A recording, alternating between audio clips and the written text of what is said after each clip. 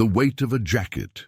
The January morning in 1968 cut through the Vietnamese highlands like a blade, carrying with it the acrid smoke of distant artillery and the metallic taste of fear. Marine Gunnery Sergeant Carlos Hathcock, known throughout the Corps by his call sign White Feather for the distinctive plume he wore in his boonie hat, crouched behind a fallen teak log roughly 800 meters from what intelligence had designated as a pacified village. The designation, he had learned over 11 months in country, meant absolutely nothing. Through his Unertel 10X scope, Hathcock watched the collection of thatched roofs and mud brick walls that had been sending up thin wisps of cooking smoke since dawn. The morning light filtered through the elephant grass, casting long shadows across the red dirt of Quang Tri Province. His marine-issue field jacket, worn soft from repeated washings and decorated with the subdued chevrons of his rank, absorbed the morning dew as he lay motionless. Lance Corporal Burke shifted slightly beside him, scanning the tree line with binoculars. They had been tracking a North Vietnamese sniper team for 3 days now, following a trail of marine casualties that stretched from the DMZ to this forgotten corner of the highlands. The enemy shooter was good, methodical, and had already claimed 6 American lives. "Movement 2 o'clock, Burke whispered, nudging Hathcock's shoulder. Through the scope, Hathcock watched a Vietnamese girl emerge from the village at 8:47 hours. She was no older than 7, wearing a faded blue ao dai that had seen too many washings.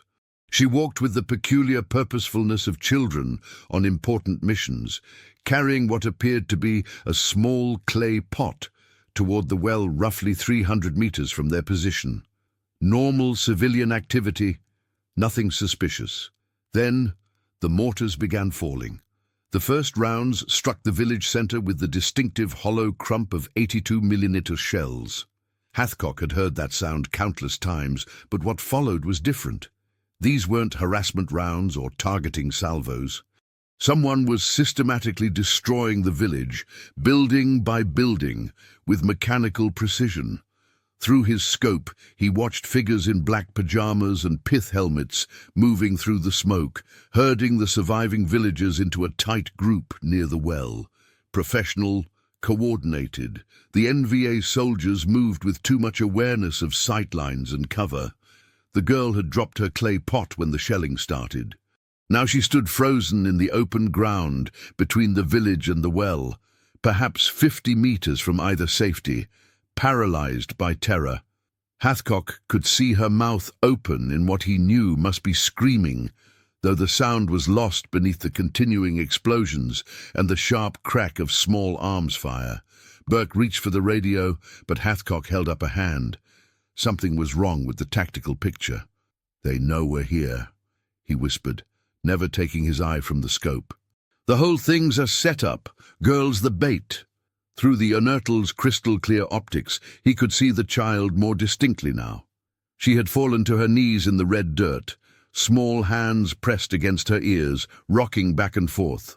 The NVA soldiers maintained their positions, weapons trained on the obvious approaches to the village, waiting with professional patience.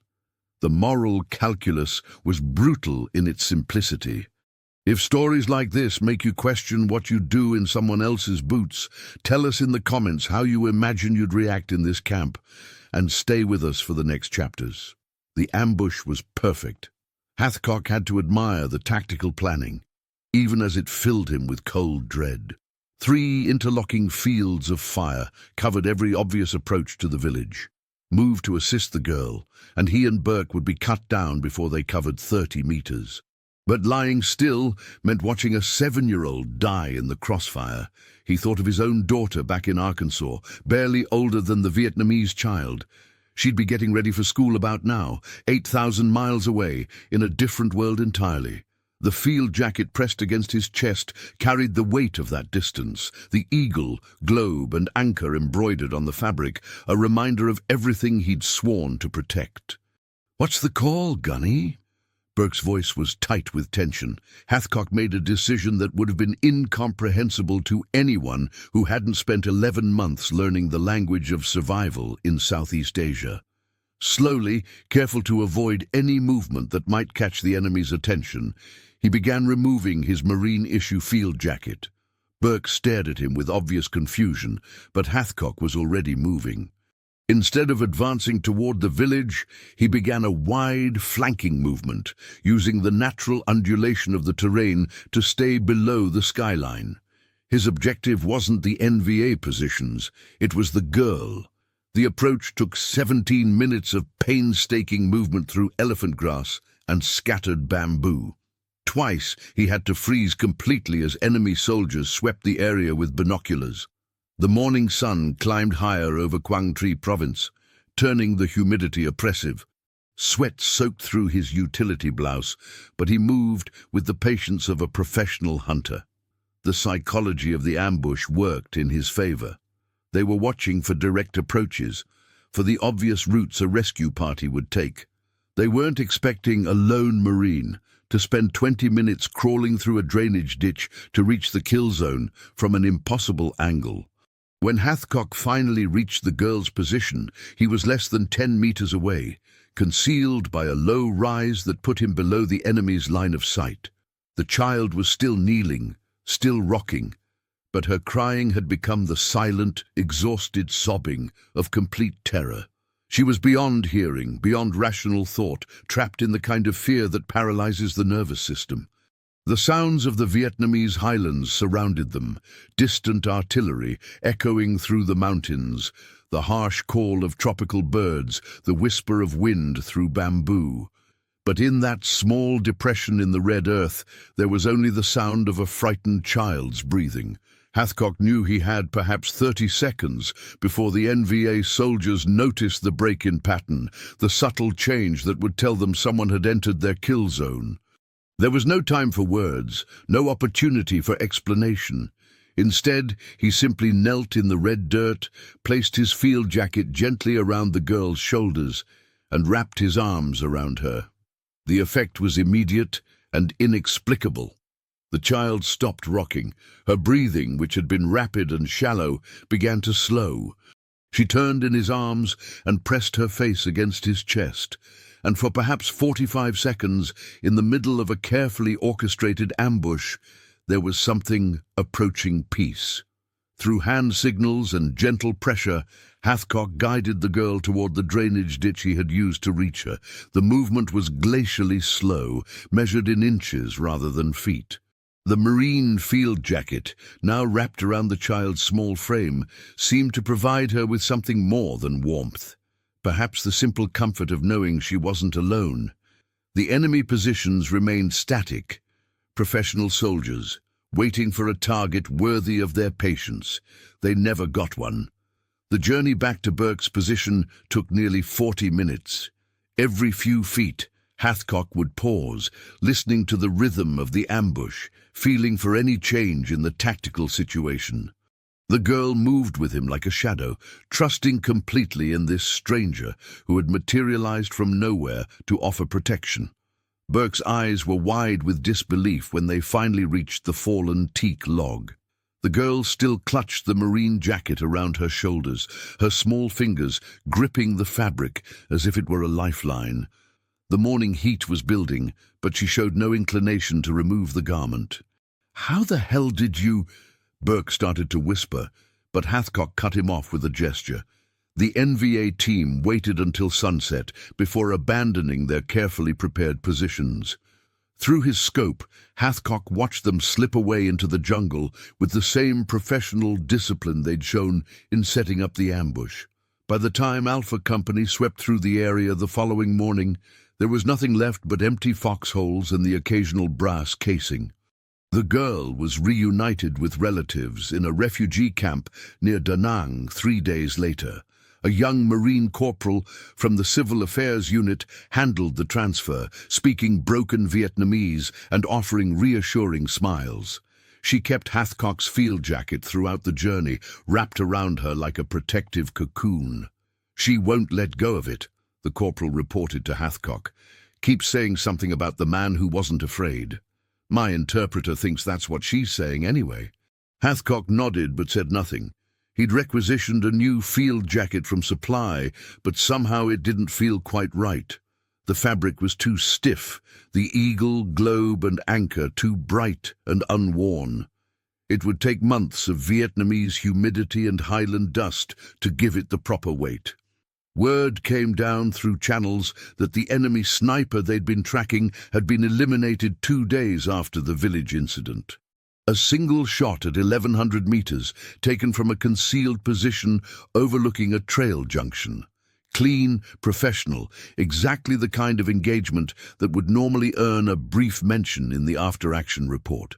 But when Hathcock wrote his own account of those 3 days in Quang Tri province, he found himself spending more time describing the weight of a frightened child than the ballistics of a perfect shot. Do you think you'd cling to what you were taught back home, or to what your own eyes see in a place like this? Comment which side you'd lean toward, and share this episode with someone who loves real human stories from history. 6 months later, a letter arrived at the firebase near Khe Sanh. It came through the Civil Affairs Office, translated from Vietnamese by a young lieutenant who spoke the language with missionary school precision. The handwriting was careful, childish, the kind produced by someone who had learned to write with intense concentration. "Gunny, you need to see this," Burke said, handing him the folded paper. The letter was brief. The girl, her name was Lynn, the translator noted, was living with an aunt in the refugee camp. She was attending the makeshift school that relief organizations had established. She was learning English from American volunteers, and she still had the Marine jacket. "She says it keeps the nightmares away," the lieutenant explained, pointing to a particular passage. "Says when she wears it, she remembers that someone came for her when she was afraid. Her aunt wanted to return it through proper channels, but the girl refused to give it up."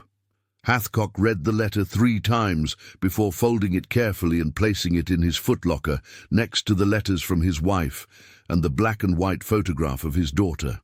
That night, lying on his narrow cot while monsoon rain drummed against the corrugated metal roof of the barracks, he tried to reconcile the weight of that small gesture with everything else he'd been taught about the Vietnamese highlands. The Marine Corps had trained him to see the country in terms of grid coordinates and range cards, elevation markers and fields of fire. 11 months in country had taught him to read the subtle signs that separated friend from enemy, civilian from combatant. But nothing in his training had prepared him for the moment when a frightened child had turned his field jacket into something approaching a talisman. Burke, lying in the adjacent cot, broke the silence. "You ever think about what she'll remember about all this?" he asked quietly. "When she's older, I mean, when the war's over and done with." Hathcock considered the question. The rain continued its steady rhythm overhead, punctuated by the distant sound of night patrols moving through the perimeter. Somewhere out there in the darkness, other Marines were conducting other missions, playing their part in a conflict that measured success in body counts and territory controlled. "Don't know," he finally replied. "Maybe she'll remember being scared. Maybe she'll remember the smell of smoke and the sound of mortars. But maybe she'll also remember that someone came for her." The conversation ended there, but the question lingered. In the weeks that followed, as they conducted reconnaissance missions deeper into the highlands, Hathcock found himself thinking about the girl's letter whenever he encountered Vietnamese civilians. An old farmer working terraced rice fields, a woman leading her children to market. Teenagers who watched American patrols pass with careful, neutral expressions. How many of them had stories like Lynn's? How many carried memories that didn't fit neatly into the categories of friend and enemy? The revelation came not through official channels, but through a chance encounter in a mess tent near Da Nang 8 months after the incident in Quang Tri province. Hathcock was rotating out of the field for a brief rest and refit when he ran into Captain Morrison, the civil affairs officer who had handled Lynn's case. "Funny thing about that little girl," Morrison said over coffee that tasted like it had been brewed with diesel fuel. "The one with your jacket. We've been keeping track of her case, and there's something you should know." Morrison pulled out a manila folder marked with the girl's name and refugee number. Inside were photographs, medical records, and interview transcripts from the relief organization that had taken over her care. "She's been telling her story to anyone who'll listen," Morrison continued. "The social workers, the teachers, other refugees. Always the same details. The mortars, the smoke, the soldiers in the village, and then the American who came for her in the middle of it all." Hathcock nodded, unsure where the conversation was heading. "But here's the interesting part. We cross-referenced her account with the after-action reports from that day. Alpha Company's sweep, your reconnaissance mission, the whole tactical picture. According to our intelligence assessment, that village was completely under enemy control when you found her. The NVA had been using it as a staging area for 3 weeks. The captain leaned forward, lowering his voice despite the noise of the mess tent around them. "Which means that little girl had been living under enemy occupation for almost a month before you showed up. She'd been watching NVA soldiers go about their daily routines, sharing meals, talking about their families, conducting themselves like human beings. Just soldiers far from home. Same as us." The weight of that revelation settled slowly, like sediment in still water. Hathcock thought about the precision of the ambush, the professional discipline of the withdrawal. He thought about enemy soldiers who had probably walked past the same well where the girl fetched water, who had perhaps even spoken kindly to the village children. "She's been asking questions," Morrison continued. "Through the interpreters mostly. Wants to know why the soldiers who were kind to her during the occupation tried to use her as bait. Wants to know why the American soldier who saved her looked so different from the soldiers she'd been living with, but acted with the same gentleness." Morrison closed the folder and looked directly at Hathcock. "The thing is, Gunny, she's starting to realize that everyone in this war is somebody's son, somebody's father. The relief workers are calling it precocious moral development, but I think it's simpler than that. I think your jacket taught her something about courage that none of us intended." The mess tent fell quiet around them, filled only with the ambient noise of a military base in wartime. Hathcock stared into his coffee, seeing his own reflection distorted in the dark liquid. "What are you saying, sir?" "I'm saying that little girl is going to grow up with a story that doesn't fit neatly into anybody's war narrative, ours or theirs. She's going to remember kindness from both sides, and that's going to make her dangerous to anyone who wants to keep the world simple." 37 years later, Carlos Hathcock sat in a modest living room in Virginia, speaking to a military historian who had driven down from Washington to record his recollections. The researcher was young, earnest, equipped with digital recording equipment and a thick folder of documents related to sniper operations in Vietnam. "Tell me about your most significant engagement," the historian prompted, "the shot that you consider your finest work." Hathcock was quiet for a long moment, looking out the window at the suburban street where children rode bicycles and neighbors worked in their gardens. His hands, marked by age and arthritis, rested on the arms of his chair. "There was a village in Quang Tri Province," he began slowly. "January of '68. Intelligence had designated it as pacified, but that didn't mean much in those days." The historian leaned forward, pen poised over his notepad. "We were tracking an enemy sniper, good shooter, professional. Had killed 6 Marines over the course of 2 weeks. But when we finally found him, when the moment came, it wasn't about the shot at all." Hathcock told the story carefully, methodically, the way he might have once described the process of zeroing a rifle scope. The village, the ambush, the frightened child, the decision to give up his field jacket, the long crawl through the drainage ditch, the moment when terror transformed into something approaching trust. "The enemy sniper?" the historian asked when the story was finished. "You did eliminate the target?" 3 days later, single shot at 1100 meters, clean kill. Hathcock's voice was matter-of-fact, professional. "But that's not why you should have driven down here." The researcher looked confused. The girl kept my jacket for 6 months until the relief organizations could provide her with proper clothing. But she never forgot the lesson it taught her. That terror could be overcome by the simple act of one person refusing to leave another person alone. Hathcock stood slowly, walked to a bookshelf, and returned with a small cardboard box. Inside, wrapped in tissue paper, was a letter written on rice paper in careful English. She sent this to me through the embassy in Saigon, just before the fall. Must have been 74, 75. She was 16 then, working as a translator for one of the refugee organizations. Said she wanted to thank me for teaching her about courage. The letter was brief, but the message was clear. The girl, now a young woman, had spent years working with war orphans, children who had lost everything to the conflict that had shaped her own childhood. She worked with Vietnamese children and American children, Cambodian refugees and Australian volunteers. Her approach, she wrote, was always the same.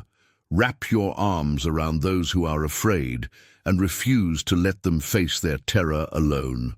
She said something else in that letter, Hathcock continued. Said she finally understood that courage wasn't about taking the shot.